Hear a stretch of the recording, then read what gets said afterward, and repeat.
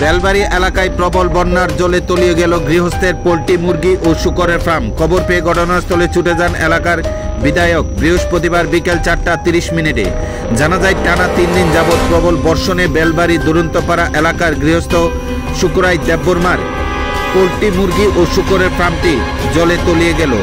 জানা যায়, বিভিন্ন বেসরকারি ব্যাংক থেকে লোন নিয়ে একটি পোল্ট্রি মুরগ ও একটি শূকরের ফার্ম তৈরি করেন। আর কিছুদিনের মধ্যে এই মুরগগুলি বাজারজাত করার পথে ছিল শুকুরাই মুনি দেববর্মার। হঠাৎ 3 দিনের টানা প্রবল বর্ষণে বৃহস্পতিবার বিকেলে প্রবল বন্যার জলে তলিয়ে যায় ফার্মে থাকা পোল্ট্রি মুরগ সহ শূকরের ফার্ম। ক্ষতির পরিমাণ প্রায় 5 লক্ষ টাকার অধিক হবে বলে জানান ক্ষতিগ্রস্ত গৃহস্থ শুকুরাই মুনি দেববর্মা। এইদিকে গৃহস্থের ক্ষতিগ্রস্তের খবর শুনতে পেয়ে বৃহস্পতিবার বিকেলে ছুটে আসেন এলাকার বিধায়ক বিশ্বজিৎ কলুই। ক্ষতিগ্রস্ত পরিবারকে সরকারিভাবে ক্ষতিপূরণের আশ্বাস দিলেন বিধায়ক।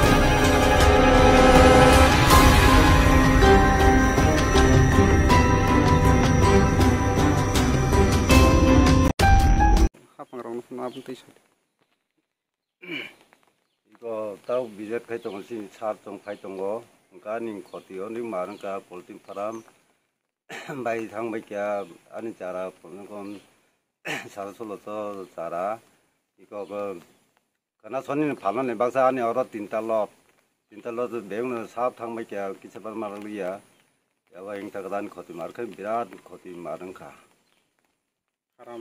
파람 볼티 파나노 바이베케 노로 병 사업 바이 참이야 볼티 파람 스스로 코팅 하나 네 서이 잘락도 바이 걸어 아이 거티 땅가다 뭐 몽땅 그래 대브로마 그런 또 봐라